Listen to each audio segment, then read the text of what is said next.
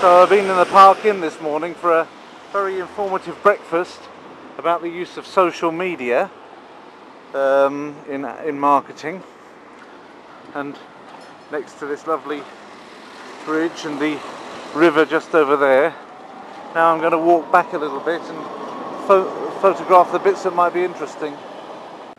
So I'm not sure I've been down this far on the river before, walking along it. This is an interesting bridge. I had to turn it off because I saw a business acquaintance who'd been in the same conference this morning, who just wanted to chat with me and ask me a couple of more questions. And I didn't want to have him on here without his will, knowledge that it was going to be on YouTube. So I just stopped it for a second and had a chat with him. That's number 3. I could take that nicely back up to the firm, but I know that there's been some issues with that anyway. The number 3 tram. So and I've got issues with my weight.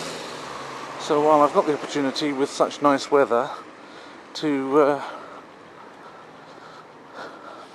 actually walk a bit, I shall combine getting back to the office with a lunch break, have a light lunch on the way, and actually burn a few calories and keep my ability to walk, the old cardio and all that, and the muscle tone up. I mean, that's, I think, a better use of time than sitting in a tram and getting there in half the time and having an extra half an hour, which I can put at the end of the day anyway, to catch up with emails.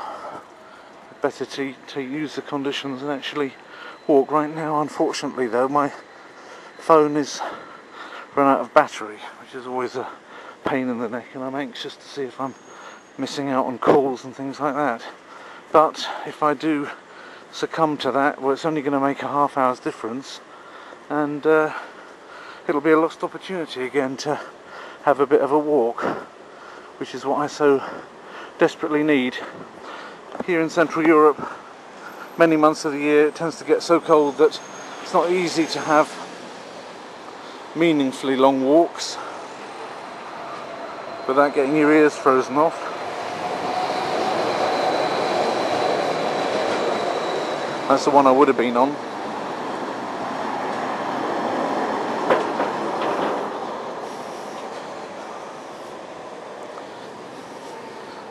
What I learned today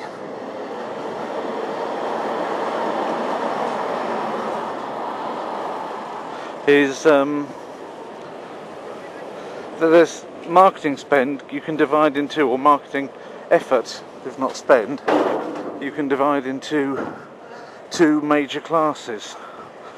ATL and BTL is what they taught us. I didn't know this before today. Probably most of you know all about it.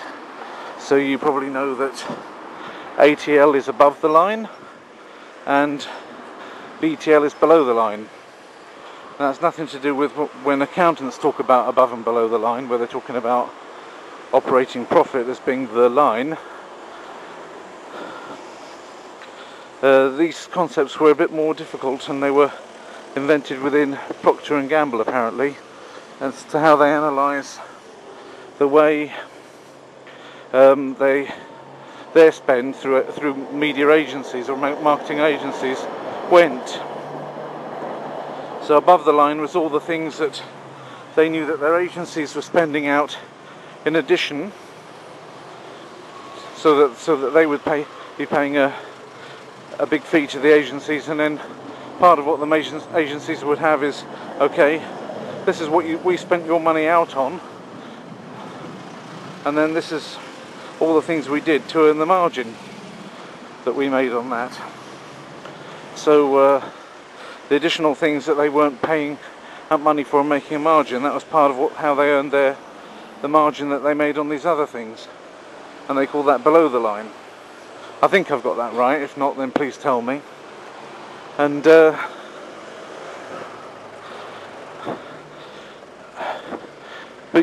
but this kind of became an idea, ATL and BTL in marketing, so that even companies that don't use necessarily agencies in that way could start to think in terms of their above the line and below the line activities. And it seems to me as though the above the line activity is where you're actually selling the brand of the company. So you're selling the company name that you work for, and you don't put yourself in the mix much. It's all about the product. It's all about the logo.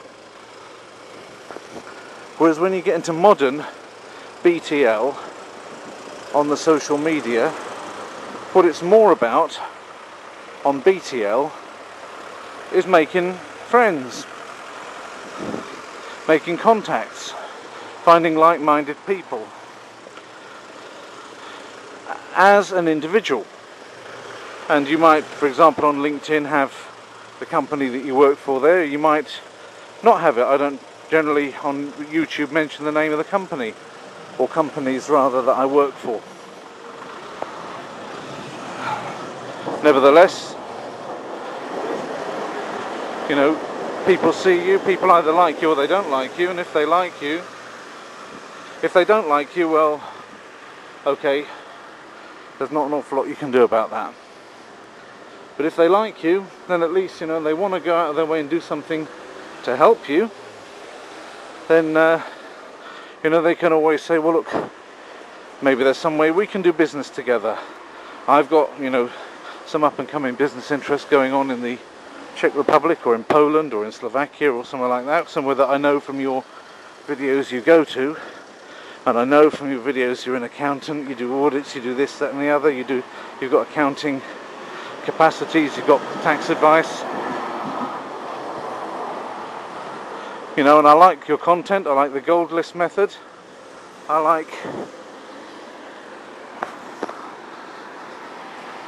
the Hooligan of Russian course, and because I like all of this, and you know, maybe it's even, you know, I like the way you react to your haters, because I get one or two on some of the videos and put them in their place. I like all that, so, or I like the travelogues, or just the talking. At least I feel I know you a little bit, and better the accountant you know than the accountant you don't know. So therefore, when I come to Central Europe, I'm going to come with you, or if I feel as I'm not getting the best from my existing bookkeeper, I'm going to talk to you, etc. Even though you don't know right now, I'm not even saying what the company necessarily is, because after all, not everybody likes my stuff. Why should I put the company name out there? I'd rather put it up so that people that do like what I do can always ask me for it, and if I know these are people that are obviously people that have liked the content, then I'll happily work with them, and then they'll know soon enough what the company's names are. So it seems to me that's the essence of what modern BTL is all about on the social media. Now, I don't necessarily go about what I do on this YouTube channel in terms of thinking it as BTL advertising. Okay? In the main, I do this because I want to do it, and even if there were no marketing benefit at all, I'd still probably do it. In fact, I know I would, and you know I would. But if there is going to be some business benefit, then I'd rather take it than not take it. It's as simple as that. I don't ask for any donations. You can't see a PayPal account. I don't have one. You can't see any nags for me to do this or that or the other. Sometimes I've mentioned what charities I support, but even that I don't pester you about.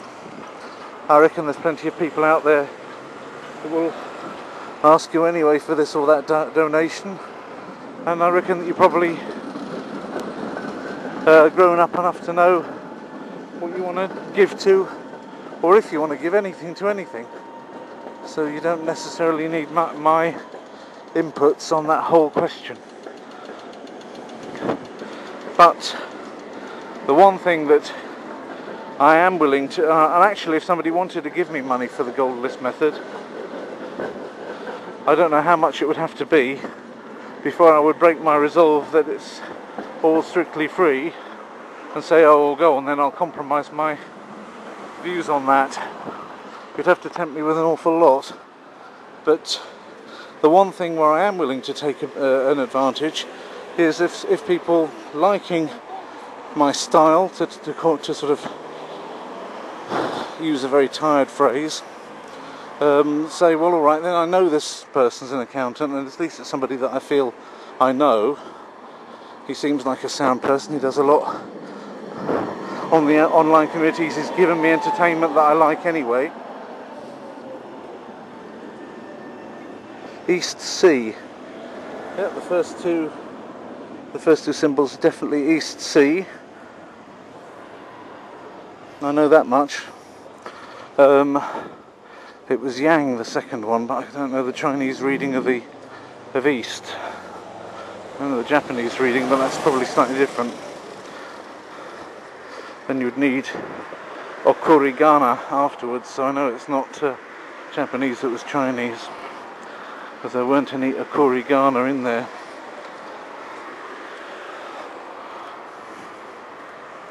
But a Japanese person could certainly have understood that a lot better than me, I hasten to add. Anyway, back on the track. I get digressed too much, or I digress too much rather. So basically, that's the one thing that I am willing to take in exchange for entertaining my entertainees, as it were, and that is if you know anybody that might use our services, you know anybody that wants an accountant or who wants a lawyer, we've got legal firms too, and you don't know where to go, you don't have your existing capacity, far be it from me to break up happy homes where you've already got your friendly lawyer, your friendly accountant who's doing a good job for you. I'm happy to hear that. Far be it from me to poke my oar in there, but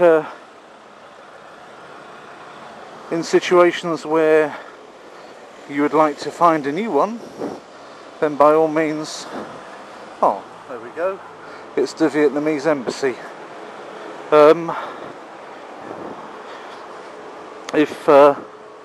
If you want to find one, then by all means ask me, and I shall recommend one. One of my own colleagues, if it's in this part of the world, one of my own nearer colleagues from the same company, or one of my network colleagues if it's in another part of the world.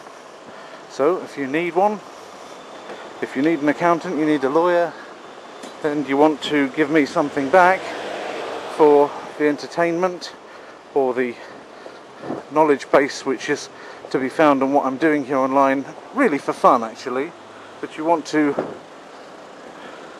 give me something back, or you simply want to go with me because you feel that you know me from these things, and you do feel, I mean you do feel by watching somebody's videos a few times, you feel like you got to know them. For example, people that I watch regularly, I feel that although I've never met them, you know, I feel as though I already met them physically. And when you finally do meet people that you've seen on YouTube, you discover that someone that you've met on YouTube, you've actually have got to know a lot more accurately, and the image of them is a lot closer to their real life person than when you used to just meet people that you've been discussing with on this or that discussion group. Thank you for that honk.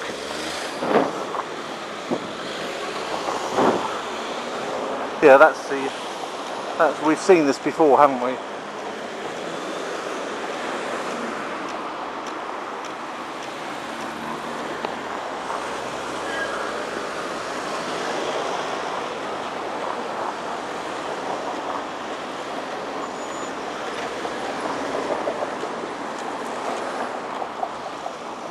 For example, when I see when I've met people like Eric Winter, a few other people from the German YouTube in person, a few people from the Polish community, when I met Alan Heath, for example. Actually, he's a lot more jolly in real life than he is on his videos. He gets very serious on his videos, but in real life he's a jolly old chap. But you do feel as though you already know these people, and they turn out in real life to be, generally speaking, a lot more similar to their online persona if you've seen videos of them than in those cases in the olden days before we had video. We used to spend a lot of time on, you know, video-free discussion groups, so or on radio, where you've just got the person's voice, and then when you see them in real life, they're completely different to how you imagine them. But when you've got video, you can see people talking, you can see their talking head, as in this sort of talking head, and you see the sort of things they've been up to, and the camera doesn't lie as such. So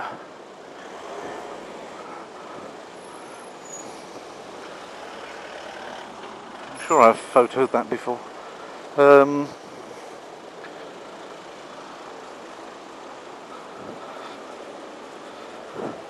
But basically,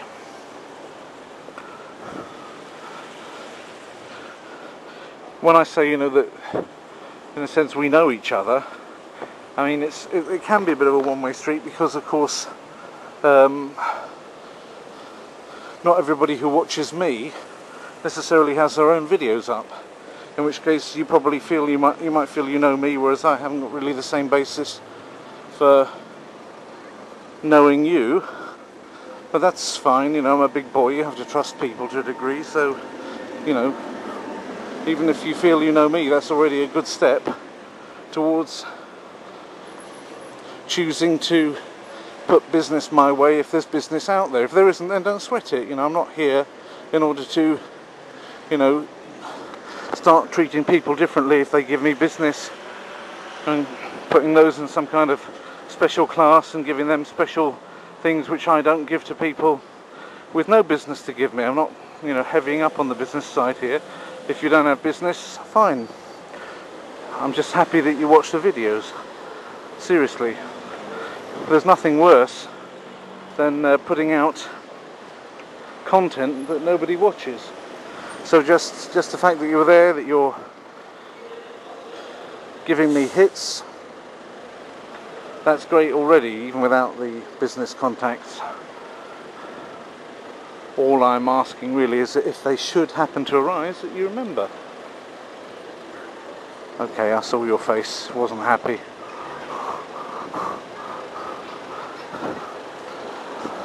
You know, it's like a green light. Do you think I might possibly cross? Thank you.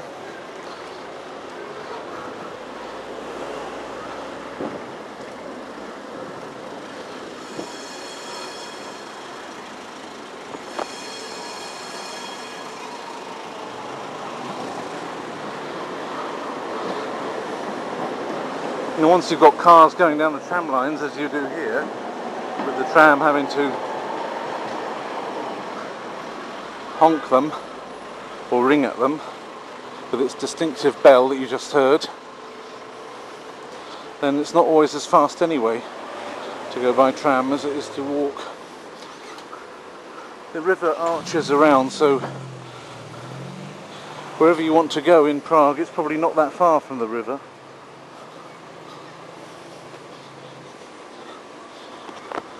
The reason for me following the river is that it's going to keep me on the same level, contour-wise, as I want to be on. Whereas had I gone from Park Inn on Svobodowa Street there, where I started, directly back to my office. I'd have had to walk over a huge hill if I'd have gone in a straight line, as I know it because I came on it by taxi. In the morning I wanted to come by tram, and I got in a number 3 tram, and it immediately told me, well, I'm afraid there's been a change because of the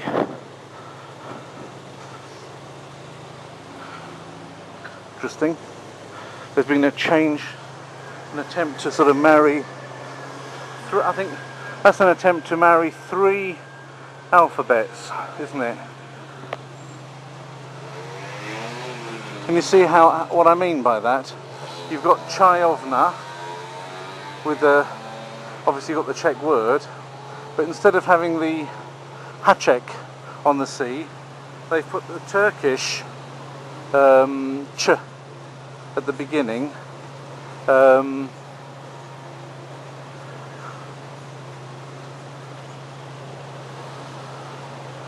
then they've put diamonds at various parts of it, and used a certain way of writing that resembles Arabic, so that the bottom coming down on that Y there, on that J there, looks for all the world like a wow,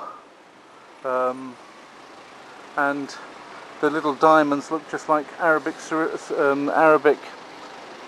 calligraphy, but obviously the word isn't Chayovna in the word is chai in Turkish. You don't spell it that way, you spell it with a Y,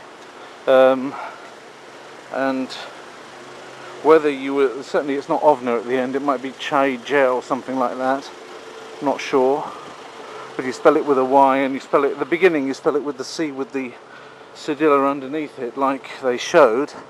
But it's funny how they managed to bring Turkish, Czech and Arabic together into a single logo. I thought that was very clever actually, how they did that. Not seen that before, because the last time I came here I walked off to the right earlier. Galeria Moderna.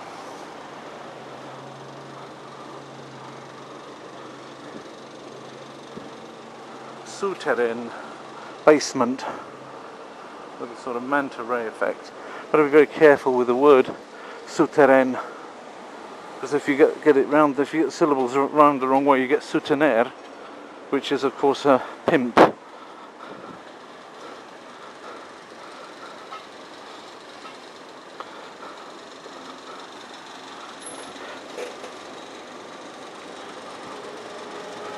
Yes, so I was going back to what I was talking about. The worst thing for a person that puts out YouTube content is you put the thing out, nobody watches it. I've got my cut off for a film that makes me happy afterwards when I've put it up at 100 views. And basically I have got 25 films out of my 1,020 odd at the moment. Probably by the time this is up it might be 1,030, 1,040, which are actually lower than 100 views. And I'm always looking at those and thinking, well, when are they going to go over 100? And I actually monitor them. And I don't like having films that don't get at least 100 views. And one thing that I don't do, that other people certainly do, I know that people do this, is I don't artificially create those views.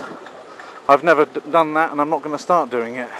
If I was going to do it, then I certainly would start by pumping up those ones at the bottom to get them over 100, because it actually does irritate me if a film of mine doesn't get over 100 views. I mean, I know that it's not going to get over 100 necessarily in the first week, although thankfully, because of my loyal viewers, most of them do in fact do that. But some of them are up there over 100 within a day or so, which is great. But then there are those that have been up around for 2 years and they haven't got over 100 views, and that really does get me down when that happens. I don't pump the views at all, but I do keep going back and looking at them. I don't mean look at the film, because that would create a view. I look at the listing. I'm not into artificial pumping of views at all, and I'm not asking anybody to help me by looking at things I don't want to see, because that would be artificial pumping of views. But nevertheless, what I have decided to do is this, that I'm not putting up anymore. Since my 1000th video, one of the things that I've changed on this channel, apart from changing my end script and things like that, should I come up this way?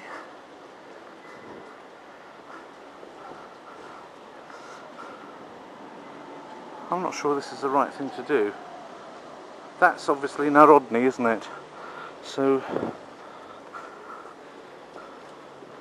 I think what I will do is follow Narodny up. I'll go on to Narodny and go up that way. Looking back where we've come. Oh, this is Narodny Divadlo. That's where my colleague was asking how to get to it. I don't know why he would ask me that, because I'm much more of a novice here than he is. This is Narodny Divadlo.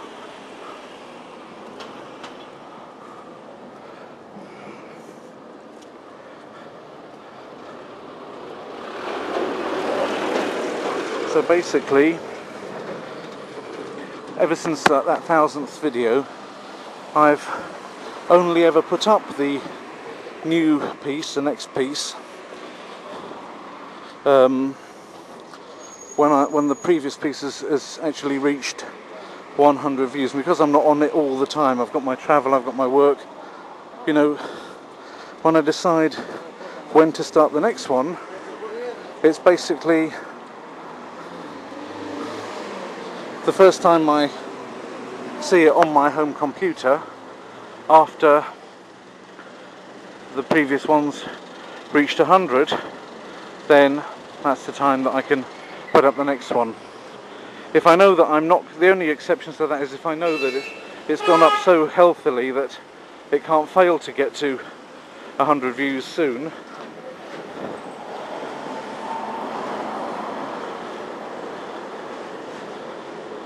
And I know that I'm about to go away and not be on the computer for a while, then while it's still on something like 80 or 90 views once or twice, I've already put up the next one or sent it up there.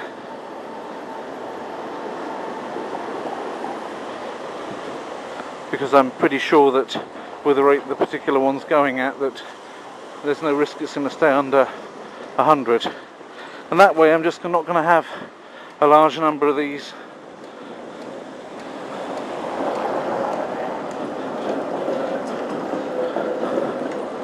items that don't make the cut as far as the view number's concerned.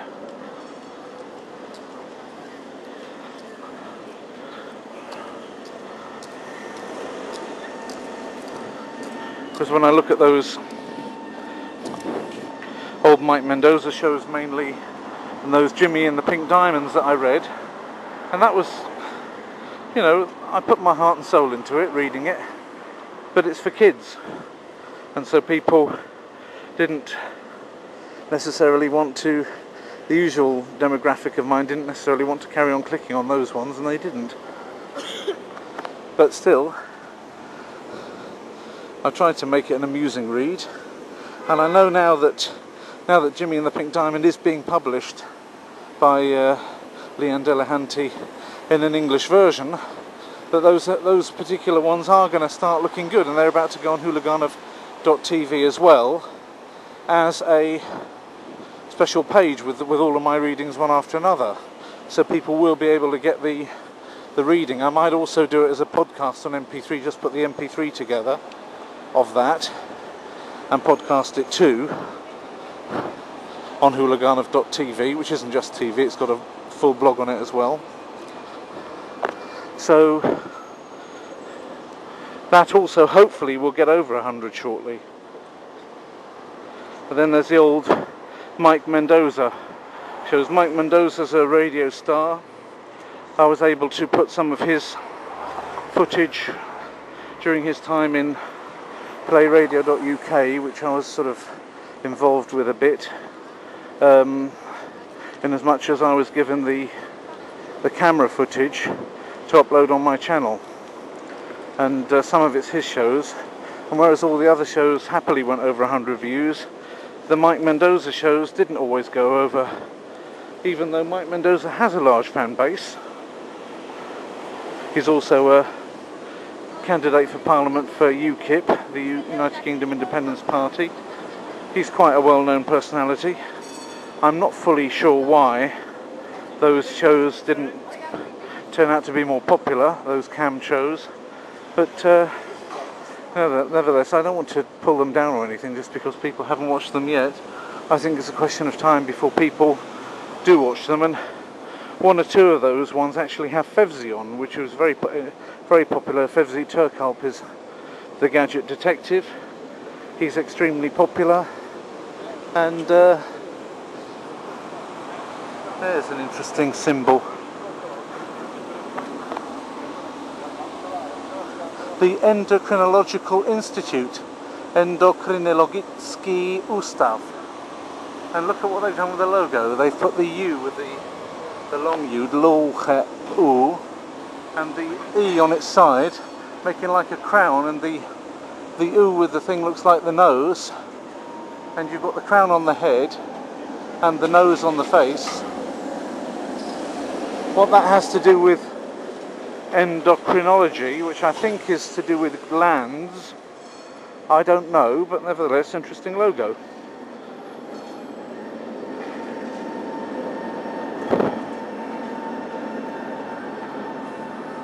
Logos do interest me. There ought to be a topic that you can study called logology. It sounds like a tautology, logology, but oh, there's the Silver Line. That's something for tourists.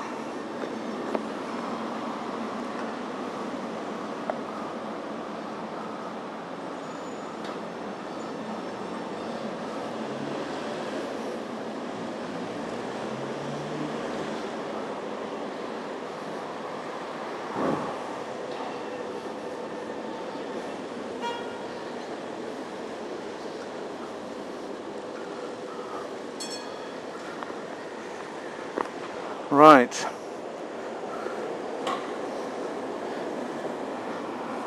So there's a bookstore with legal books in. This one's on projektový management, which may be something to do with project management, not sure. That's MMR, that's where you go if you want to get your measles, mumps and rubella vaccine. If you're like a little baby and want to catch autism, then you have to follow that. You have to follow that sign if you can read it.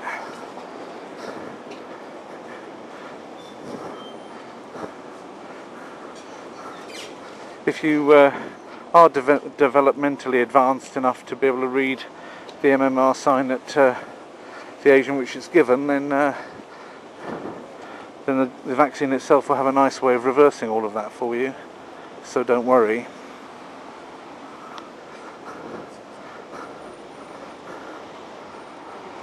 I've seen this before, haven't I? The infinity sign of the road with road builders and tanks. They're building the roads so the tanks can go down them. What I didn't quite realise, in fact, was that when Hitler invaded France in with his tanks, with his Panzerwagens and everything, in the Second World War, he went along existing roads that were just simply there, made for him. Now how nuts is that?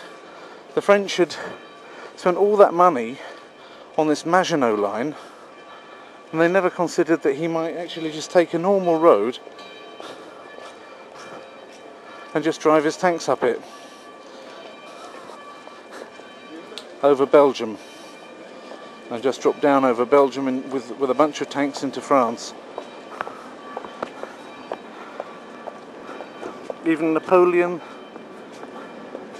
taking the Grande Armée to Moscow followed existing roads. There's not much else you can do, is there? And yet plans to actually just take these roads and say, well, okay, they've got to come down this road, so we'll blow the road up so they can't go down it.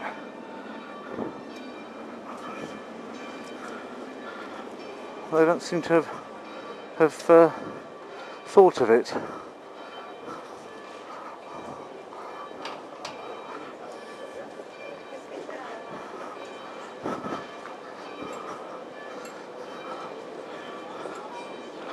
Another interesting point is that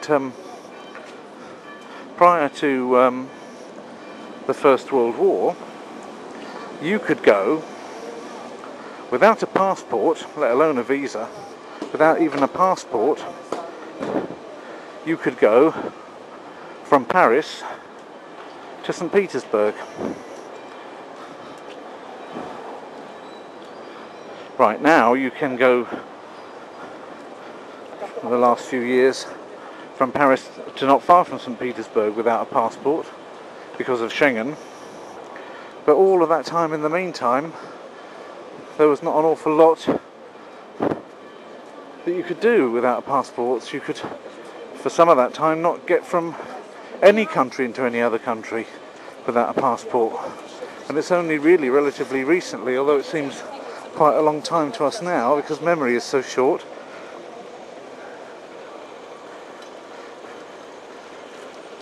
that we actually have the ability to travel about in Europe without having to show passports off every 5 minutes, which is the way things are.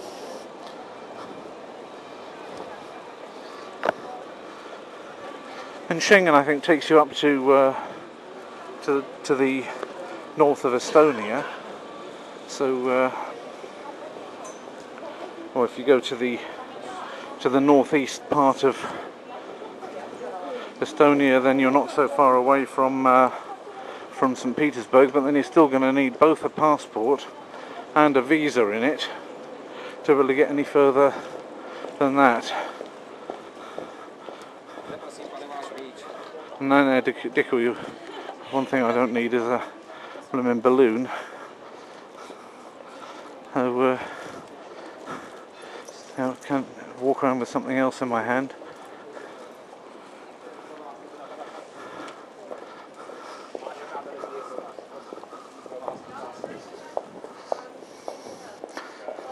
Now, the funny thing is that if somebody actually happened to, or if that, well, not necessarily somebody, but if that guy, while I had my camera out like this, if that guy on the stilts happened to unbalance himself and come crashing down, the fact is, and you all know this, I could clip it out of my film, put it up as a simple 10-second film, and expect that that would probably get more hits in and of itself than all of my remaining work on this channel put together.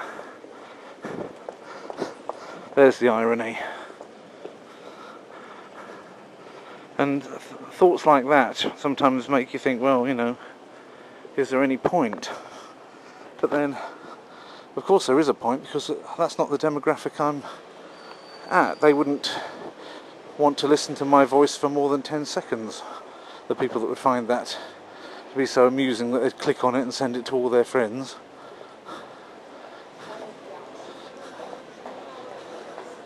So, mind you, it'd be an interesting benefit to the stats, but you know, it's almost irrelevant to what I'm really up to here. That's a nice looking case, isn't it? It's gone from 1199 to 499. It looks like it looks like it's modelled on Gucci, but it's not exactly Gucci. I was just thinking about my wife. I wasn't going to buy it for myself, you understand, that's for sure. But it's time for me to consider eating. Знаменитый русский полководец Александр Васильевич Суворов жил в этом доме с 20 декабря 1799 года по 28 января 1800 года. So there we go. Good old Alexander Vasilyevich Suvorov lived there for all of 39 days, and that deserves a nice bronze plaque. There we are.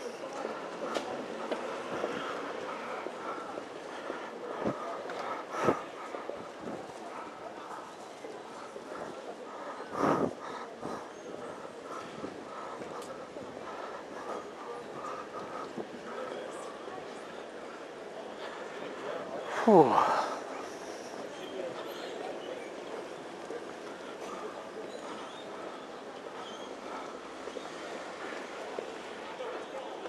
This is Young Man Square again. I've done this before when I took the mickey out of it by quoting the YMCA lyrics. But seriously, he was a good man, was our young man, because he was one of the people that invented modern Czech orthography. I mean, he did, along with somebody else whose name I can never remember, he did for the Czechs what Samuel Watsit with his dictionary I mean. It was Pepys with the diary. I always get Pepys's diary muddled up with Johnson's dictionary. They were both Samuels, you see. Josef Youngman did for the Czech language what that Samuel, probably both the Samuels all put together, did for the English language. So that's why he deserves that fine statue and square here in the middle of Prague.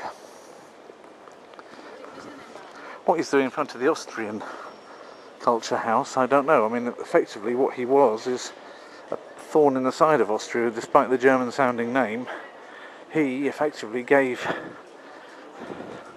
something very big and something very necessary to Czech independence. So having him there in front of the Austrian house is almost cocking a snook, isn't it? Or am I reading too much into it?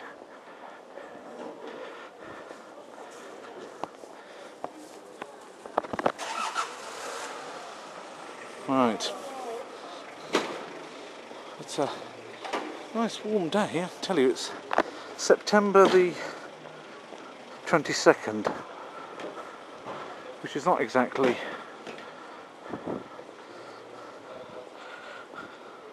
summer. It's more autumny. The leaves haven't started turning here yet. It's more summer than autumn. And it certainly is,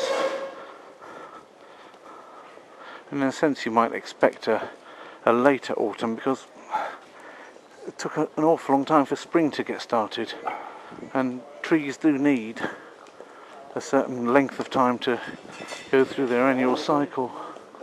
There's a nice bird's nest in that one. So,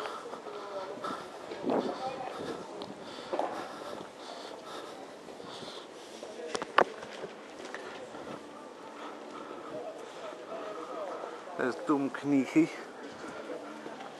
You know, Czech cubism. That's not really a cube, is it? The Czech word for a cube is krychle, and krychlové is cubic meter. Krychlový metr is cubic meter.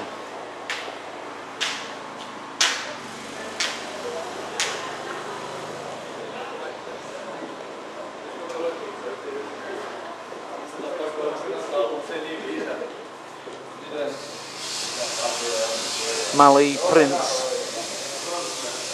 How they've managed to turn a tiny book into such a great big illustrated volume is a mystery to me. They obviously blown up all the illustrations or added new ones or something. Whew. This is Václavský Amnesty, of course, Saint Wenceslas Square, him of good King Wenceslas looked out fame.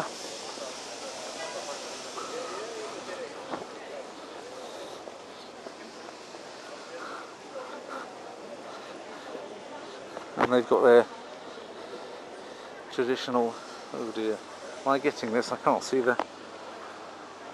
even see the screen at one point there because it got too bright. There's your traditional hut selling kitsch.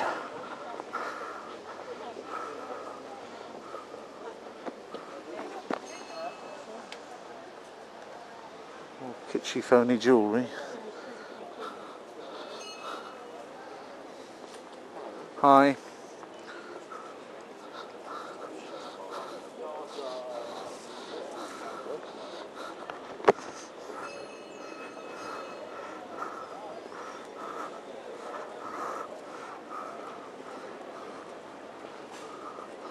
Right.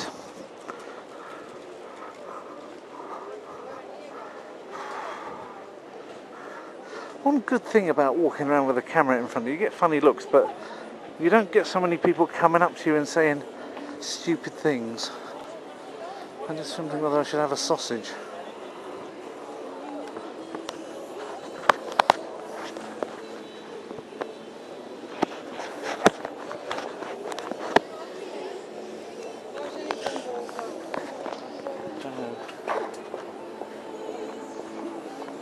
Prosím pražskou klobasu. Natáčet hot doga. Natáčkę, prosím. A może nie, może lepiej w hot dogu. To máte dobry napad. Něco kolu vodou?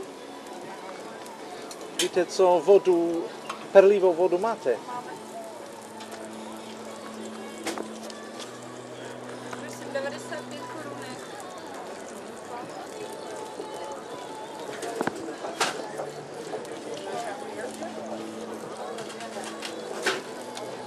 Děkuji moc krát. Tam máte omačky, přidejte se cibuli, zeli tady.